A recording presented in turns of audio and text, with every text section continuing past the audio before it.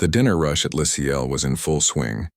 Crystal glasses clinked, silverware tapped against fine china, and the low hum of polite conversation filled the dimly lit space. Through it all, Emily Turner moved with practiced grace, weaving between tables with a silver tray balanced perfectly on her fingertips. "Your sea base, sir," she said, setting down the artfully plated dish.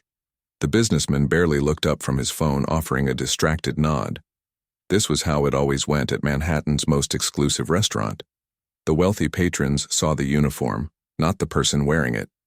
After 3 years of working here, Emily had grown used to being invisible. Sometimes she even preferred it that way. As she retreated to the kitchen, Chef Bernard was shouting orders in his thick French accent. The kitchen staff scrambled to keep up with the demanding Friday night crowd. Emily grabbed her next order, a lobster risotto and truffle-infused filet mignon, and pushed through the swinging doors back into the dining room. What most people at Le Ciel didn't know was that Emily lived a double life. By day, she was just another waitress trying to make rent in the city's unforgiving housing market. But in the quiet hours after closing, when the restaurant stood empty and dark, she became something else entirely. It started 2 years ago when she'd stayed late to help clean. The owner's Steinway grand piano sat in the corner of the dining room, illuminated by a single spotlight. Emily had been drawn to it like a moth to flame. She'd looked around, confirmed she was alone, and let her fingers hover over the keys. That night changed everything. Now, it was their unspoken arrangement. Emily worked extra shifts and stayed to help with inventory counts. In exchange, Mr. Vassallo pretended not to notice when she played his piano until the early morning hours. What he didn't know was that every tip she earned, every extra dollar that didn't go toward her tiny Brooklyn apartment, went into her savings for music school. "Order up for table 12. Chef Bernard's voice snapped her back to reality. Emily balanced 3 plates along her arm and headed toward a table of finance executives celebrating a successful merger. They were on their 4th bottle of wine, growing louder with each glass. As she set down their entrees, one man's hand brushed against hers in a way that wasn't accidental. "Can I get you gentlemen anything else?" she asked, maintaining her professional smile while subtly stepping back. "Your number would be nice," said the man, his colleagues chuckling. "I'll check back when you've had a chance to enjoy your meals," Emily replied smoothly, having mastered the art of polite deflection years ago. As she walked away, she noticed a flurry of activity near the entrance. Roycine, the hostess, was speaking animatedly with Mr. Vassallo, who rarely made appearances during service hours. Something was happening. "What's going on?" Emily asked when she reached the service station. Lily, another waitress, leaned in close. "You didn't hear? The entire restaurant's been booked for tomorrow night. Some big charity gala for the Children's Hospital. The mayor will be there, plus half of the Met Opera board and basically every finance big shot in the city." "The whole restaurant? But tomorrow's Saturday, our busiest night." "They're paying triple the normal buyout fee," Lily said with a shrug. "And they're bringing in some fancy pianist to perform. Apparently they do this every year at different venues." Mr. Vassallo clapped his hands, gathering the staff's attention. "Everyone, listen please. Tomorrow's event is extremely important. The guest list includes some of the most influential people in the city. I need everyone looking their absolute best. New uniforms will be provided, more formal than our usual attire. The service must be flawless." As he continued outlining, though, special procedures, Emily felt a mixture of dread and excitement. Special events meant better tips, but also more demanding guests and higher pressure. The next evening arrived with a flurry of activity. The restaurant had been transformed. The usual tables were rearranged to face a small stage where Mr. Vassallo's piano now sat, polished to a mirror shine. Crystal chandeliers that were normally dimmed now blazed at full brightness, and arrangements of white orchids and roses adorned every surface. Emily adjusted her new uniform, a black dress with a white collar that reminded her of something from a period film about servants in an English manor house. At least it fit well, unlike her usual 2 large shirts and vests. "They're starting to arrive," Lily whispered as they watched from the kitchen doorway.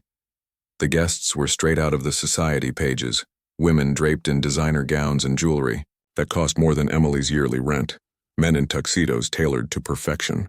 She recognized the mayor, two famous actors, and several faces she'd seen on business magazines. Remember, Mr. Vasallo instructed the staff. These people expect the best. No mistakes tonight. The evening began with a cocktail hour. Emily carried trays of champagne through the crowd, becoming practiced at the delicate art of offering drinks without interrupting conversations about stock portfolios and summer homes. Just closed the Henderson deal, taking the yacht to Santorini this summer. Her third divorce, but this time she's keeping the apartment on Park Avenue. Snippets of conversation floated around her as she moved through the room. Occasionally, someone would take a glass without acknowledging her presence, their eyes already moving past her to scan the room for someone more important.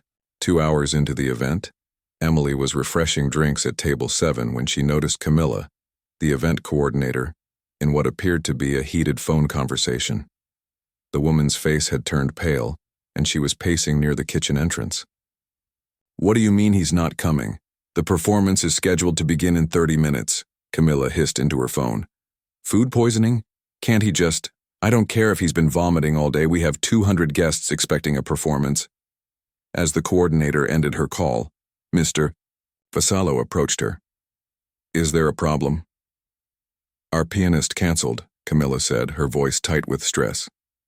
"Anton Yezhov has food poisoning. His agent just called." Mr. Vasallo's expression darkened. "The pianist who won the International Tchaikovsky competition? The one your committee has been advertising as tonight's special performer?" "Yes, that pianist," Camilla snapped, then immediately softened her tone. "I'm so sorry. We'll figure something out." The entire event is centered around the performance. The auction was meant to begin afterward, Mr. Vasallo said. Emily continued serving drinks, but kept her ear tuned to their conversation as she worked. "I'm calling everyone I know," Camilla said, scrolling frantically through her phone. "There has to be someone available who can play at this level." For the next 20 minutes, Emily watched the growing panic as Camilla made call after call. The event was organized to raise money for the Children's Hospital's new wing. The pianist was supposed to be the highlight of the evening, creating the emotional atmosphere needed to open wealthy wallets during the auction that would follow. The guests were starting to notice something was amiss. The schedule indicated that everyone should be seated for the performance by now, but the coordinator was still huddled with Mr. Vasallo and the hospital board director, their expressions growing more concerned by the minute. Emily finished serving the last of the champagne and returned to the kitchen. As she set down her tray, she caught sight of the piano through the doorway. The beautiful Steinway sat alone on the small stage, illuminated by soft spotlights, waiting for hands that wouldn't be coming. Her heart began to race. She thought of all those nights spent playing that very piano, the hours of practice when no one was listening. She thought of the music school applications sitting half-completed on her tiny desk at home, of the fear that had kept her from submitting them. What if she never got another chance like this? "We'll have to cancel the performance," she heard Camilla say as she returned to the dining room. "We can move directly to the auction, but without the emotional appeal of the music." Emily took a deep breath. Her hands were trembling slightly as she approached the group. "Mr. Vasallo?" Her voice came out smaller than she intended. He turned, clearly irritated at the interruption. "Not now, Emily. We're dealing with a situation." "I know, sir. I couldn't help overhearing." She swallowed hard. "I can play." All three of them stared at her. "You? What?" Mr. Vasallo asked. "I can play the piano," Emily repeated, her voice stronger now. "I've been playing since I was 6. I know classical pieces, contemporary pieces, improvisation." "Emily, this isn't open mic night at some coffee shop," Mr. Vasallo said dismissively. "These people are expecting a world-class pianist." The hospital director looked her up and down. "The waitress? Is this some kind of joke?" Emily stood her ground. "I practice on that piano almost every night after closing. Ask the night cleaning staff if you don't believe me." Mr. Vasallo's expression shifted from dismissal to confusion. "You're the one who's been playing after hours? I thought it was Miguel from the kitchen." Camilla's phone buzzed with another rejection message. She looked up in desperation. We have no other options. The program starts in 10 minutes. Let me try, Emily said. Please. If I'm terrible, you can stop me after one song and move to the auction. The three of them exchanged glances. The hospital director shrugged. At this point, what do we have to lose? Mr. Vassallo looked at Emily with new eyes. You're sure about this? She nodded, even as her stomach twisted with nerves. Fine, he said finally, but change first. There's a black dress in the lost and found from a banquet last month. No one claimed it. 5 minutes later, Emily stood in the staff bathroom staring at her reflection.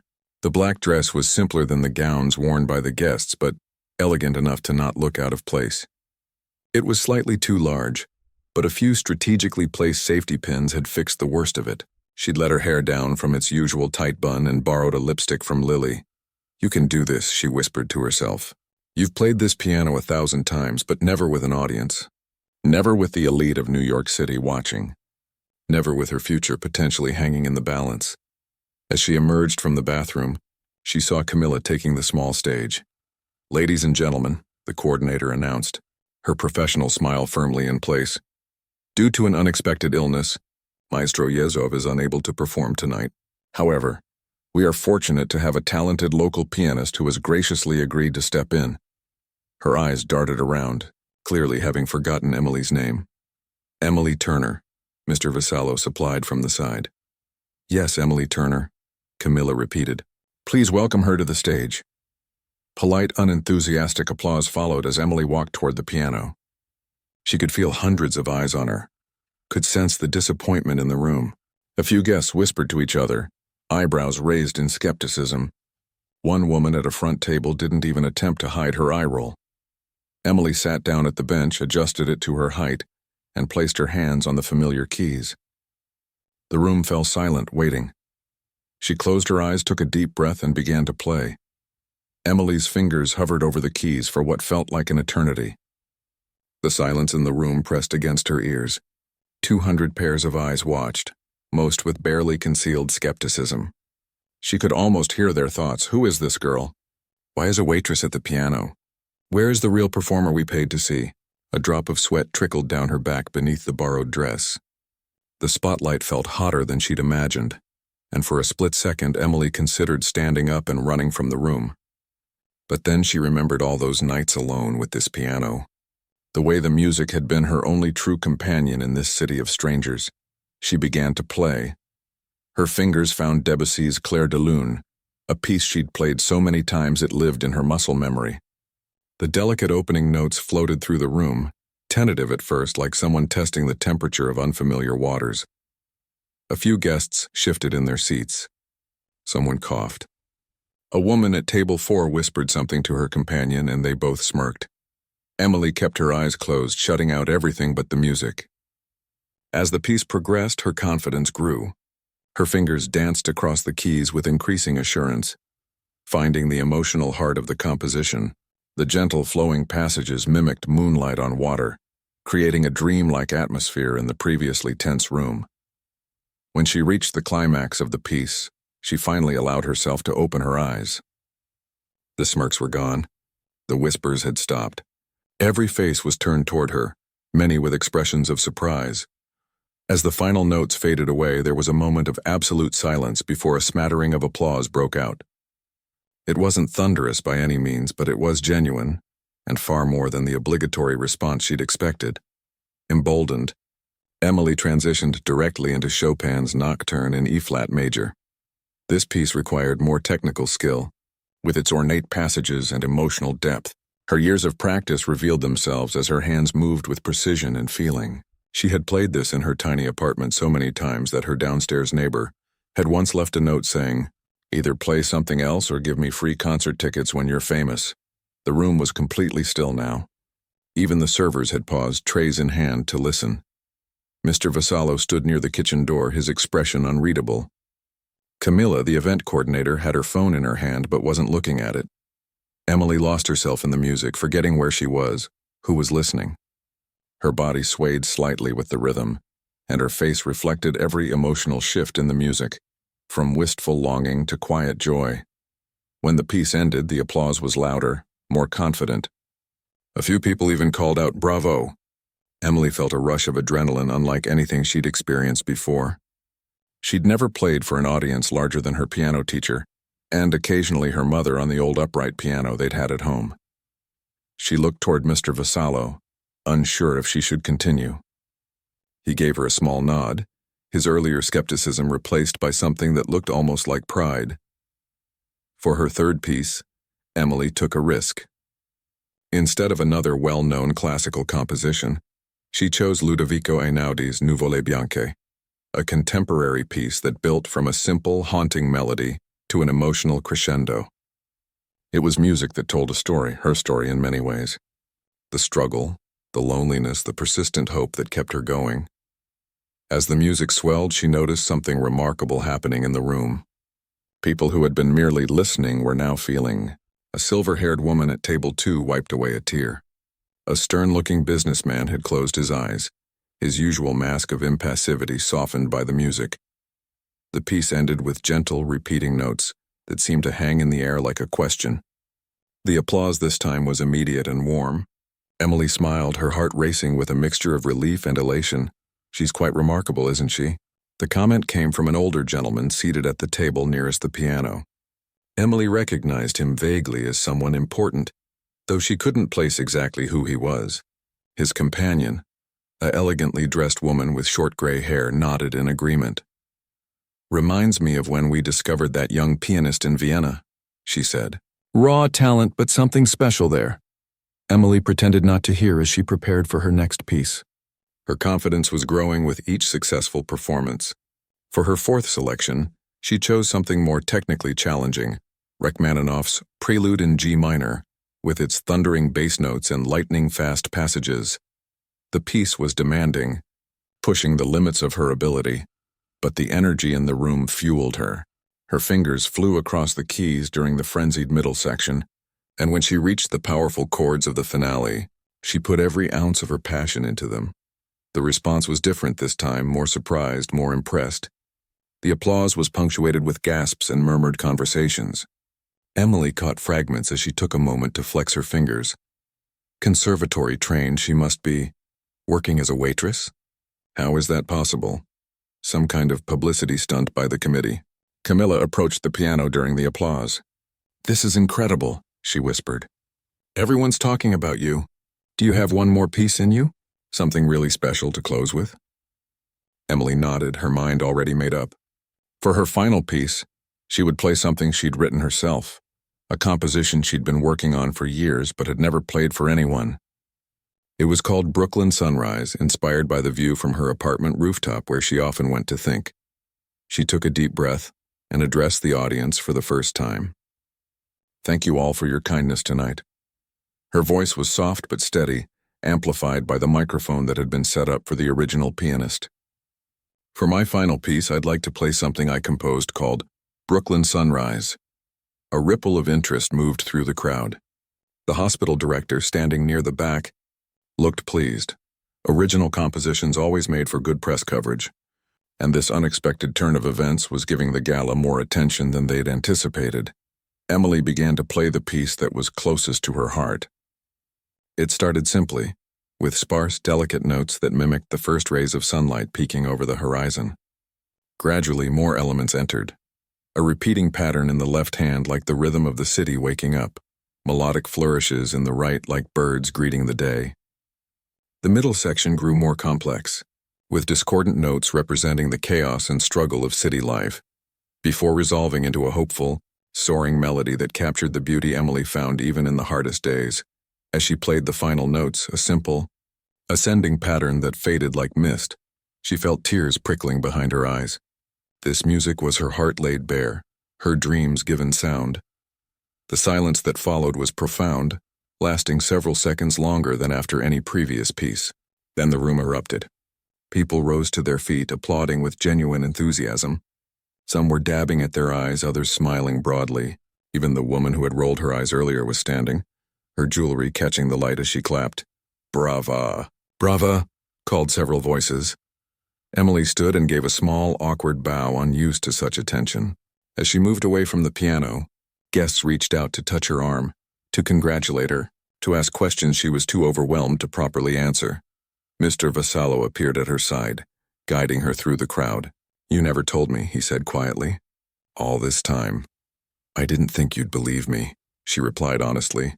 He shook his head. "I wouldn't have. Not without hearing it myself." The hospital director approached them, beaming. "My dear, you've saved our event. The audience is completely charmed. The auction will do wonderfully now. Everyone's in such good spirits." Emily smiled, still dazed by the reception. "I'm glad I could help." "Help? You've done far more than help," the director said. "There are people here tonight who fund music programs, scholarships. This could be a significant opportunity for you." Before Emily could respond, an older man in an impeccably tailored suit approached. It was the same gentleman who had commented on her playing earlier. "Miss Turner, isn't it?" he asked, extending his hand. "I'm Richard Blackwood." Emily's heart skipped a beat as she shook his hand. Richard Blackwood, the conductor of the New York Philharmonic.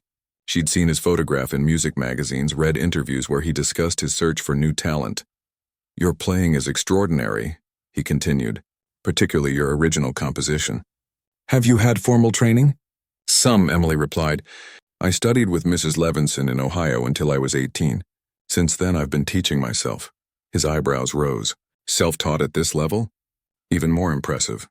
Tell me, do you have plans to pursue music professionally?" Emily glanced at Mr. Vassallo, who was watching the exchange with wide eyes.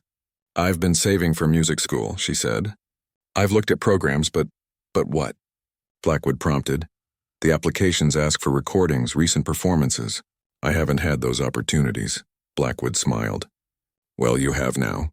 Half the board of Juilliard is in this room tonight, including myself. I think we can arrange an audition." Emily felt the room spin slightly. "Really?" "Absolutely. We're always looking for exceptional talent, regardless of background." He reached into his pocket and produced a business card. "Call my office on Monday. My assistant will set everything up."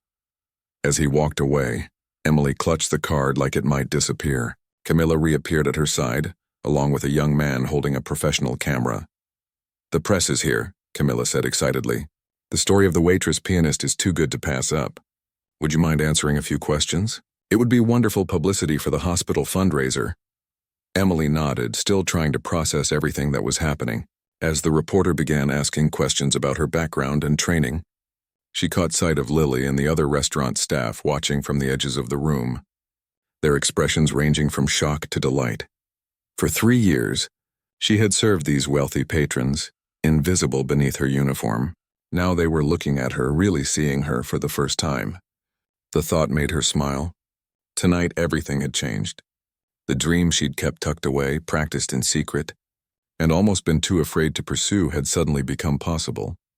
As camera flashes popped and more people gathered to meet the unexpected star of the evening, Emily felt a strange mix of emotions: pride in what she'd accomplished, excitement for what might come next, and a quiet gratitude for the twist of fate that had given her this chance. Whatever happened next, she would never be invisible again. The morning after the gala, Emily woke to sunlight streaming through her apartment window and the incessant buzzing of her phone. Groggy and disoriented, she reached for it, expecting an alarm she'd forgotten to turn off. Instead, she found 17 missed calls, 32 text messages, and over 100 social media notifications. "What in the world?" she mumbled, sitting up in bed. The events of the previous night came rushing back. The canceled pianist, her impulsive decision to step in, the standing ovation, Richard Blackwood's business card that now sat on her nightstand. Had that all really happened? She scrolled through her messages. Most were from friends and former classmates who had somehow seen videos of her performance. "Is this really you, playing at the Children's Hospital Gala? OMG, you're all over my Instagram feed. When did you become a piano genius? Just saw you on the morning news." "Call me!" Morning news? Emily's heart raced as she opened her browser. The headline on the local news website read, "Waitress stuns elite crowd with impromptu piano performance." Below it was a photo of her at the piano, eyes closed, completely absorbed in the music. The article described how she had saved the prestigious fundraiser when the scheduled performer canceled. It quoted several attendees, including the hospital director, who called her performance a moment of genuine magic that had inspired record-breaking donations during the auction that followed. Emily's phone buzzed again with an incoming call. This time she answered. "Hello? Emily, it's Lily from the restaurant. Have you seen what's happening?" "I'm seeing it now," Emily said, scrolling through more articles. "It's unreal. Mr. Vassallo has been getting calls all morning from people asking about you. The restaurant's phone is ringing nonstop. And you've got to see this. Someone posted a video of your original piece and it's going viral. Over 50,000 views already." Emily felt lightheaded. 50,000 people have heard my music? And counting. "Listen, Mr. Vassallo wants to talk to you." He wouldn't say why, but he sounded excited. "Can you come in a bit early for your shift today?" Emily glanced at the clock. She was supposed to work the dinner service, still nearly 8 hours away. "Yeah, I can do that." After hanging up, Emily sat on the edge of her bed trying to process everything. For years, she'd dreamed of people hearing her music, of being recognized for her talent rather than just taking food orders. Now it was happening so suddenly that it hardly seemed real. She showered and dressed quickly, then reached for Richard Blackwood's business card. The Monday he'd mentioned was still 2 days away, but she couldn't wait that long. Taking a deep breath, she dialed the number. A professional-sounding woman answered. "Mr. Blackwood's office." "Hello, this is Emily Turner," she said, her voice shaking slightly. "Mr. Blackwood gave me his card last night at the Children's Hospital Gala. He said to call about an audition." "Ah, yes, Miss Turner." The woman's tone warmed immediately. "Mr. Blackwood mentioned you would be calling. He's actually asked me to schedule you for an audition with the admissions committee at Juilliard. Would Tuesday morning work for you?" Emily gripped the phone tighter. "This Tuesday? As in 3 days from now?" "Yes, the committee doesn't usually convene mid-semester, but they're making an exception. Mr. Blackwood was quite insistent." "Yes, Tuesday is perfect," Emily said, her mind racing. She'd need to request time off, prepare her pieces, find something appropriate to wear. "Excellent. I'll email you the details. The committee will expect 3 pieces, preferably contrasting styles to showcase your range. And please bring any original compositions you have." After confirming her email address and ending the call, Emily let out a sound that was half laugh, half sob. This was really happening. After years of practicing alone, of doubting herself, of wondering if she was good enough, she was going to audition for one of the most prestigious music schools in the world. Her phone buzzed with another message. This one was from a number she didn't recognize. "Miss Turner, my name is Thomas Reynolds with the New York Symphony. We're hosting a young artist showcase next month and would love to discuss your participation. Please call me at your convenience." Emily read the message 3 times, convinced she was misunderstanding. The New York Symphony wanted her to perform. Before she could even process this, another unknown number called. "Hello? Is this Emily Turner? The pianist from last night's gala?" "Yes, it is. Wonderful. I'm Patricia Winters, culture editor at The Times. We'd love to feature you in our Sunday Arts section. Would you be available for an interview?" By the time Emily left her apartment, she had scheduled 2 interviews, declined 3 others, and received messages from 5 more musical organizations expressing interest in her performances or compositions. It was overwhelming, exhilarating, and terrifying all at once. The subway ride to the restaurant felt surreal. No one on the crowded train knew who she was. She was just another commuter heading to work. But her phone kept buzzing with notifications, reminders of her new reality. When she arrived at Le Ciel, things were different. The staff, who had always been friendly but professional, now greeted her with excitement and admiration. The sous chef asked for a selfie. The bartender showed her that he'd set her viral video as his phone background. "Mr. Vassallo is waiting for you in his office," Roy Scene, the hostess, told her with a wide smile. Emily knocked on the office door, suddenly nervous. Despite his apparent pride last night, she wasn't sure if her boss would be happy about all the attention she was bringing to the restaurant. Attention that had nothing to do with the food. "Come in," he called. Mr. Vassallo was seated behind his desk, but he stood when she entered. His usual stern expression was replaced by one of genuine warmth. "Emily, there she is, our star pianist." He gestured for her to sit. "You've caused quite a stir. I've had calls from regular customers asking if you'll be performing again. The mayor's office called to confirm you actually work here, and a reporter offered me $1,000 for inside information about you." Emily's eyes widened. "I'm sorry if it's causing problems." "Problems? No, quite the opposite." He sat back down, folding his hands on the desk. This is the best publicity the restaurant has ever had. Reservations have tripled for next week. People want to eat where the piano waitress works. Relief flooded through her. Oh, that's good. It's better than good. That's why I wanted to talk to you. He leaned forward. I have a proposition. The piano has always been there for ambiance, but we've never featured regular performances. I'd like to change that. Would you consider playing here one night a week? We'd pay you, of course, proper musician's fees, not waitress wages. Emily blinked in surprise. You want me to perform here? Regularly? Yes, Friday nights perhaps.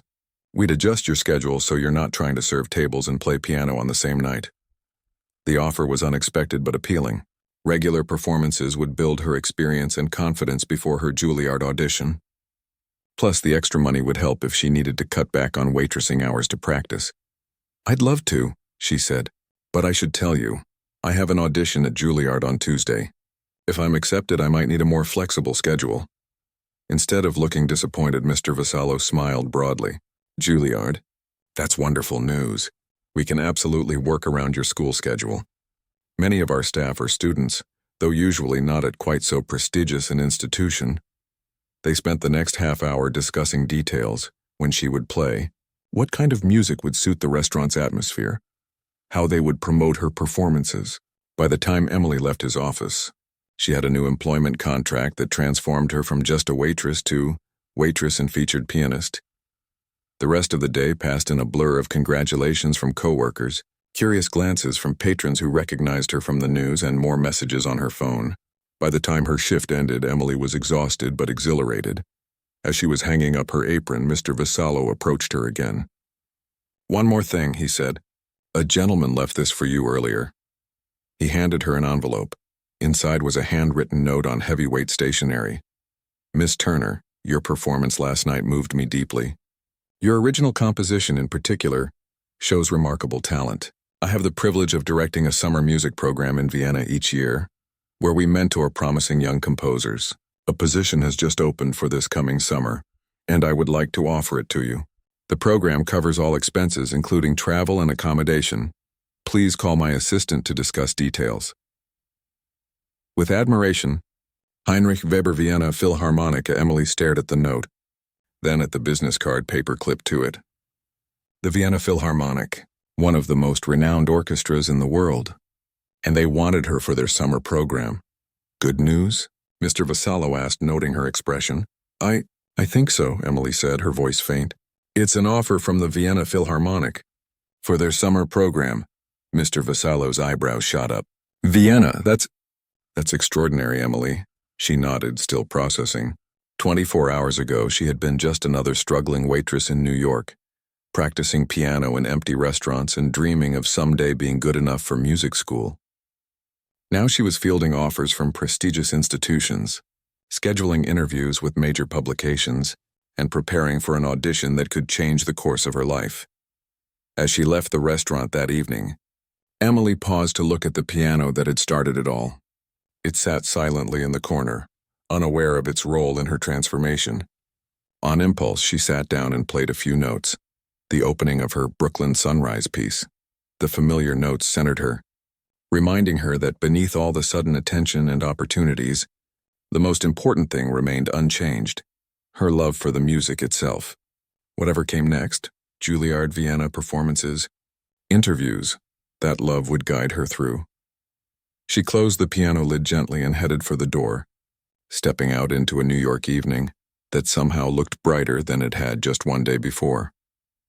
The city that had once seemed so indifferent to her dreams was suddenly full of possibilities, all because she had found the courage to sit down at a piano when it mattered most. The weekend flew by in a whirlwind of preparation. Emily spent nearly every waking hour at her piano, refining the pieces she would play for her Juilliard audition. She chose Chopin's Ballade No. 1 in G minor to showcase her technical ability, Debussy's Reflets dans l'eau to demonstrate her sensitivity to tone and color, and her own composition Brooklyn Sunrise to reveal her creative voice. Her tiny apartment, which had always felt like a temporary stopping place, now seemed even smaller as her dreams expanded. The upright piano she'd bought secondhand took up most of her living room. its scratched wooden case and slightly uneven keys a far cry from the magnificent Steinway at Le Ciel. But it was hers, and it had been her faithful companion through countless late nights and early mornings of practice. On Monday evening, Emily received a text from Lily, "Have you seen this?" followed by a link. It led to a video titled "Mystery Pianist Stuns Elite New York Crowd" that had over 2 million views. The comments section overflowed with reactions. "Who is this woman? Her playing is incredible. That original composition at the end gave me chills. From waitress to virtuoso in one night like a real-life fairy tale." Emily watched the video with a strange sense of detachment, as though the woman at the piano was someone else entirely. The camera had captured her performance from an angle that showed both her hands and her face, revealing every emotional nuance as she played. She'd been so absorbed in the music that she hadn't noticed anyone filming. Her phone rang, her mother calling from Ohio. "Emily? Are you famous now and didn't tell me?" Her mother's voice was a mixture of confusion and pride. Emily laughed. "Not exactly famous, Mom, but something amazing happened." She explained about the gala, the canceled pianist, and her impulsive decision to step in. "I always knew you had it in you," her mother said softly. "Ever since you were little, sitting at your grandmother's piano, barely able to reach the pedals, you had that look in your eyes like you could see something the rest of us couldn't. I have an audition at Juilliard tomorrow," Emily said, her voice catching. "A real audition, Mom. The kind I never thought I'd get." "Oh, sweetheart." Her mother's voice wavered. "Your father would have been so proud." Emily's throat tightened at the mention of her father, who had passed away during her senior year of high school. He'd been her biggest supporter, working extra shifts to pay for her piano lessons when money was tight. The last thing he'd told her before he died was to never give up on her music. "I know," she whispered. "I've been thinking about him a lot." After promising to call with news after the audition, Emily hung up and returned to her practice. Hours slipped by as she worked to perfect every phrase, every dynamic shift, every emotional turning point in her pieces. When she finally crawled into bed at 1 a.m., her fingers were still playing phantom notes on the sheets. Tuesday morning arrived with a knot of anxiety in Emily's stomach. She dressed carefully in the nicest outfit she owned, a simple black dress she'd worn to a friend's wedding last year, paired with the only heels she hadn't worn down from waitressing. Her hands trembled slightly as she pinned her hair back. The Juilliard School stood imposing and prestigious on the Upper West Side of Manhattan. Emily had walked past it many times, always with a mixture of longing and intimidation.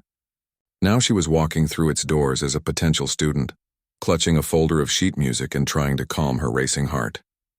The security guard checked her ID against his list. Miss Turner, the committee is expecting you. 3rd floor, room 305. The elevator ride seemed both too short and interminably long. When the doors opened, Emily found herself in a hallway lined with practice rooms. Through the small windows in each door, she could see students bent over instruments, their faces masks of concentration. These were the elite, young musicians who had likely been groomed for greatness since childhood, who had performed in prestigious venues around the world, who had never doubted they belonged here. Room 305 was larger than the practice rooms, a bright space with a magnificent grand piano as its centerpiece. 5 people sat at a long table facing the instrument. 3 men and 2 women, all with the composed, evaluating expressions of people who had heard thousands of auditions. Richard Blackwood stood as she entered. "Miss Turner, welcome. Allow me to introduce the committee." He named each person, the dean of the piano department, a renowned piano instructor, the head of composition, and 2 other faculty members whose credentials made Emily's knees feel weak. "We've all heard about your remarkable performance at the Children's Hospital Gala," the dean said. "Quite an unusual entrance into the classical music scene." Emily nodded, unsure if this was approval or criticism. "Please, tell us a little about your background before you play," the piano instructor said. She was an elegant woman in her 60s with silver hair and piercing eyes. Taking a deep breath, Emily shared her story: piano lessons from age 6 until 18, her father's encouragement, the financial constraints that had prevented her from applying to music schools after high school, and her private practice regimen during the years she'd worked as a waitress. "So you've had no formal training for the past 3 years?" the composition head asked, frowning slightly. No formal lessons, Emily clarified, but I've practiced daily, studied recordings and scores, and composed my own pieces. I've used every resource I could access. And what would you hope to gain from Juilliard if accepted? The dean asked. Emily considered the question carefully. Guidance, she said finally. I've reached the limits of what I can teach myself. I want to refine my technique, deepen my understanding of theory and composition, and learn from masters who can help me find my voice as an artist. The committee members exchanged glances, their expressions unreadable. Well then, Richard Blackwood said, why don't you show us what you can do? Emily approached the piano, adjusting the bench to her height. This instrument was even finer than the one at Le Ciel, a Steinway D concert grand with a touch so responsive it seemed to anticipate her intentions. She began with the Chopin Ballade, one of the most challenging pieces in the piano repertoire. Its opening phrases were deceptively simple, like a story being told by a fireside, before building to passages of astonishing technical difficulty. Emily had spent countless hours on this piece, working through the thorny passages note by note until they flowed from her fingers like water. As she played, her nervousness melted away. The committee, the room, even her own doubts faded into the background. There was only the music, the poetry of Chopin's phrases, the drama of his harmonies, the emotional journey from wistful nostalgia to passionate intensity. When the final chords resonated through the room, there was a moment of silence. Emily glanced at the committee. The composition head was writing something in his notes. The piano instructor was watching her with newfound interest. Without waiting for comments, Emily transitioned to the Debussy. Where the Chopin had been a showcase of technical prowess, this piece was all about color and atmosphere, creating the impression of light playing on water through subtle shifts in harmony and touch. Emily's fingers seemed to barely graze the keys in the softest passages, then press deeper for the rich middle section. As the final notes evaporated like mist, she noticed that the dean had closed his eyes, a slight smile on his face. And your original piece? Richard Blackwood prompted. Emily nodded, taking a moment to center herself. This was the most personal part of her audition, laying bare her creative soul before these experts who had heard the works of the greatest composers imaginable. Brooklyn Sunrise began quietly, just as it had at the gala. But in this acoustically perfect room on this responsive instrument, she found new depths in her own music. She expanded certain passages, lingering on harmonies that seemed particularly expressive, bringing out inner voices she hadn't fully realized were there. When she finished, she kept her hands on the keys for a moment, reluctant to break the spell. Then she turned to face the committee. The composition head spoke first. Did you notate this piece yourself? Emily nodded. Yes, I've been working on it for about 2 years. May I see the score? She retrieved it from her folder and handed it to him. He studied it carefully, occasionally nodding or raising an eyebrow. Your notation is unconventional in places, he said, but surprisingly effective. You have good instincts. Your technique is impressive for someone without recent formal training, the piano instructor added. There are refinements needed, of course, but the foundation is solid. The dean leaned forward. Miss Turner, what are your professional goals? Where do you see yourself in 5 years? The question caught Emily off guard. She'd been so focused on just getting to this audition that she hadn't thought much beyond it. I want to perform, she said honestly. But I also want to compose. I have ideas for pieces that combine classical elements with more contemporary influences. And I want to teach eventually, to help young musicians who might not have access to traditional pathways. Richard Blackwood smiled slightly. Ambitious, but not unrealistic given what we've heard, the dean countered. He glanced at his colleagues, who nodded in agreement. Miss Turner, we typically don't make decisions this quickly, but your situation is unusual. The committee has agreed to offer you conditional acceptance to Juilliard, beginning with the summer session. Emily's heart seemed to stop. Conditional? You'll need to complete several theory and history prerequisites to catch up with your peers, the composition head explained. And we'll want to evaluate your progress after the first semester. But based on your evident talent and dedication, we believe you can succeed here. We'd also like to feature you in our Rising Stars concert next month, the dean added. It's an opportunity we usually reserve for current students, but Your performance at the gala has generated significant interest in the music community. It would be beneficial for both you and the school." Emily nodded, still trying to process what she was hearing. "Thank you," she managed to say. "I'm honored, and I'll work harder than anyone else, I promise." "We know you will," Richard Blackwood said. "That's why we're taking this chance." As Emily left the building, clutching the acceptance letter the dean's assistant had printed for her, she felt as though she might float away. The streets of Manhattan, the same streets she'd walked for 3 years, tired from double shifts, fingers itching to play, now seemed filled with possibility. She pulled out her phone to call her mother with the news, but paused when she saw a new email notification. It was from Heinrich Weber of the Vienna Philharmonic, confirming her place in the summer program, a program that would now conflict with her first term at Juilliard. Emily sat on a nearby bench, suddenly faced with a choice she'd never imagined having: Juilliard or Vienna, the school of her dreams or a once-in-a-lifetime opportunity abroad. Both would mean leaving her job at Le Ciel, abandoning the security of her regular income for the uncertain path of a music student. As pedestrians rushed past her on the busy sidewalk, Emily realized that the hardest part of her journey wasn't getting noticed or even getting accepted. It was deciding who she wanted to become now that all doors seemed suddenly open. 6 months had passed since the night that changed everything. Spring had turned to summer, and summer was now fading into early fall. The trees in Central Park were just beginning to show hints of gold and crimson as Emily walked its familiar paths, lost in thought. So much had happened that sometimes it felt like she was living someone else's life.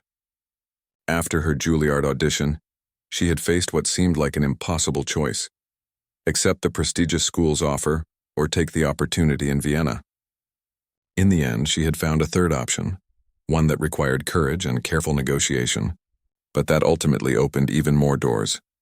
The dean at Juilliard had been surprisingly understanding when Emily explained her dilemma.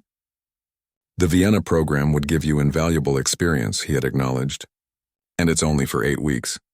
After several discussions, they had worked out a compromise. Emily would attend the Vienna summer program and then begin at Juilliard in the fall semester rather than the summer session. She would have additional prerequisites to complete, but the school would count her Vienna experience as credit toward her composition requirements." The Vienna program had been transformative. For 8 weeks she had lived and breathed music in the city of Mozart and Beethoven.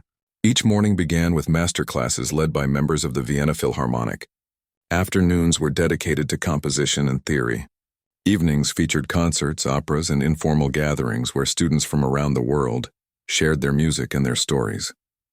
Heinrich Weber, the program director, had taken a special interest in Emily's compositions. "You have a unique voice," he had told her. "Not fully formed yet, but authentic. You don't try to sound like the old masters or chase current trends. You sound like yourself." Under his guidance, Emily had expanded Brooklyn Sunrise into a 3-movement suite for piano and string quartet. When the piece was performed during the program's final concert, the audience response had been overwhelming. A music publisher in attendance had approached her afterward, expressing interest in publishing her work, her first professional opportunity as a composer. Now, back in New York for just 3 weeks, Emily was preparing to begin her studies at Juilliard. Her life had been reorganized around her new reality. She had given notice at Le Ciel, though Mr. Vassallo had insisted she maintain her Friday night performances, now as a featured guest artist rather than an employee. "You're good publicity," he had said with a wink. "Besides, this way I can tell people I discovered you." The restaurant had created special Piano Friday events that were booked solid 3 months in advance. What had begun as a simple performance was now an elegant dinner concert series, with Emily playing between courses and concluding with a short recital of classical works and her own compositions. The extra income had allowed her to move to a slightly larger apartment with better soundproofing, a necessity for the long hours of practice her new life demanded. She had also invested in a better piano, a gently used Yamaha Grand that took up most of her living room but brought her joy every time she looked at it. As Emily reached the center of the park, she checked her watch. It was almost time. She quickened her pace, heading toward the Naumburg bandshell where she had agreed to meet Richard Blackwood. The conductor had become something of a mentor to her, offering guidance as she navigated her sudden entry into the classical music world. He was waiting for her, his tall figure easy to spot even from a distance. Emily, right on time?" He smiled, gesturing to a bench where they could sit. "How are you feeling about tomorrow?" Tomorrow. The word sent butterflies through her stomach. Tomorrow was her first official performance as a Juilliard student. The Rising Stars concert that had been postponed from spring to fall to accommodate her Vienna program. She would be playing for an audience of influential music critics, industry professionals, and fellow students. "Nervous," she admitted, "but ready, I think." "You'll be wonderful," Richard assured her. "The piece you've chosen is perfect. Challenging enough to showcase your abilities, but also accessible enough to connect with the audience." Emily nodded. After much deliberation, she had selected Rachmaninoff's Piano Concerto No. 2 for the concert. The piece was beloved for its sweeping romanticism and emotional depth, but it was also notoriously difficult, with its rich textures and technical demands. She would be performing with the student orchestra, Richard conducting. "I've been practicing the first movement cadenza until my fingers feel like they might fall off," she said with a small laugh. "That's how you know you're doing it right." Richard smiled. Then his expression grew more serious. "I wanted to meet today because I have some news. The New York Philharmonic is planning a special concert series for next season called New Voices. It will feature emerging composers performing their own works with the orchestra." Emily's heart skipped a beat. And I've recommended you for inclusion. The programming committee was impressed by the recording of your Vienna performance. They'd like you to expand your suite for full orchestra." For a moment, Emily couldn't speak. The New York Philharmonic was one of the most prestigious orchestras in the world. Having her music performed by them would be an extraordinary opportunity, one that most young composers could only dream of. "That's incredible," she finally managed. "But I'm just starting at Juilliard. I don't even have a degree yet." The committee doesn't care about degrees. They care about talent and fresh perspectives. Richard handed her a folder. "These are the formal details. Look them over when you have time. The concert wouldn't be until next spring, so you'd have plenty of time to work on the orchestration as part of your studies." As they discussed the logistics, Emily felt a wave of gratitude for how many people had helped her along this unexpected journey. From Mr. Vassallo giving her access to his piano, to Richard Blackwood's mentorship, to her professors at Juilliard and Heinrich Weber in Vienna, each had opened doors that she hadn't even known existed. After parting ways with Richard, Emily decided to take a detour on her way home. 20 minutes later, she stood outside Le Ciel, the restaurant that had been the stage for her breakthrough moment. Through the window, she could see the Steinway in the corner, now spotlit even during the day, a feature rather than just part of the decor. Inside, the lunch service was in full swing. Lily spotted her through the window and waved excitedly, then disappeared into the kitchen. Moments later, Mr. Vassallo emerged, wiping his hands on a towel as he came outside to greet her. "Emily, what a pleasant surprise. I thought you'd be busy preparing for your big concert." "I am," she said. "Just taking a short break. Actually, I wanted to ask you something. Would it be possible for me to come in early tomorrow? Before the dinner service? I'd like to play the piano for a bit for good luck." Mr. Vassallo's face softened. "Of course. That piano is as much yours as it is mine at this point. It misses you during the week." Emily smiled. "Thank you. For everything." He waved away her gratitude. "Just remember us when you're famous. And don't forget Friday's performance. We're fully booked, and half the reservations mentioned they saw your Vienna concert online." The next morning, Emily arrived at Le Ciel just as the staff was setting up for dinner. The restaurant was peaceful, sunlight streaming through the windows, chairs still stacked on tables. The piano waited for her in its corner, lid closed, surface gleaming. Emily ran her hand along its polished wood before sitting down. This was where it had all begun, where she had taken the risk that changed her life. She lifted the lid and placed her fingers on the keys, playing a few experimental notes. The action was exactly as she remembered, the tone rich and warm. She began to play, not Rachmaninoff or Chopin or any of the classical pieces in her repertoire, but something new that had been forming in her mind. A piece about transformation, about doors opening, about finding the courage to walk through them. The melody was simple at first, like a question, then grew more complex as it explored possibilities and overcame obstacles. As she played, Emily thought about the path that had led her here. 3 years of invisibility, of serving meals to people who looked through her, years of practicing alone, of doubting herself, of wondering if her dreams were foolish. Then one moment of courage, one leap of faith, and everything had changed. The final chords of her improvisation hung in the air, full of hope and possibility. Emily closed the piano lid gently, feeling centered and ready for whatever came next. That evening, as she stood in the wings of the concert hall waiting to make her debut as a Juilliard student, Emily wore a simple black dress, not unlike the one she'd borrowed for the gala 6 months earlier, though this one had been carefully chosen and actually fit her properly. Her hair was elegantly styled, her makeup subtle but polished. She looked every inch the classical pianist she had become. Through a gap in the curtains, she could see the hall was full. In the front row sat her mother, who had flown in from Ohio for the occasion. Beside her was Mr. Vassallo, looking slightly uncomfortable in formal attire but beaming with pride. Lily and several other staff members from Le Ciel were scattered throughout the audience, as were Heinrich Weber and a few friends she'd made in Vienna. From the stage came the sounds of the orchestra tuning, the oboes A, the violins adjusting, the low rumble of the basses. Then Richard Blackwood appeared, making his way to the conductor's podium. The audience applauded as he took his place.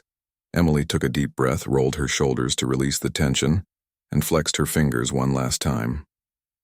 A stagehand touched her arm, her cue to take the stage. As she walked out into the spotlight, the audience applauded politely. Most were there to evaluate her, to decide if she lived up to the stories they'd heard about the Waitress pianist who had taken the classical music world by surprise. Emily felt their expectations like a weight as she bowed and took her seat at the piano. The hall fell silent. Richard caught her eye, silently asking if she was ready. Emily nodded almost imperceptibly. His baton came down and the orchestra began the famous opening chords of the Rachmaninoff concerto. Dark, somber, building in intensity. Emily watched, counting measures, feeling the music flow around her like a river gathering force. Then came her entrance, powerful chords that seemed to answer the orchestra's opening statement, followed by cascading arpeggios that required both technical precision and emotional conviction. As her fingers found the keys, Emily felt the same transformation she'd experienced that first night at the gala, the nervous waitress falling away, replaced by the artist who had always lived inside her. The piece progressed, from melancholy introspection to passionate affirmation, from moments of delicate vulnerability to thundering declarations. Emily moved with the music, her body expressing what her hands were creating, completely present in each moment. When the first movement ended, there was a pause, that magical silence that happens when an audience is truly captivated. Then applause erupted, far more enthusiastic than the polite greeting she'd received. Several people rose to their feet, including her mother, whose face shone with tears and pride. As the applause continued, Emily exchanged a smile with Richard. This was just the beginning of the concert, of her time at Juilliard, of her life as the musician she was always meant to be. Ahead lay years of study, of composition, of performances in venues she had only dreamed about. There would be challenges and setbacks alongside the triumphs, moments of doubt mixed with moments of pure musical transcendence. But in this moment, as she turned back to the keyboard for the second movement, Emily knew with absolute certainty that she was exactly where she belonged. No longer invisible, no longer watching life from the sidelines. She had stepped up to the piano that night at the gala, and in doing so had stepped into her true self. Her fingers found the keys once more, and she began to play.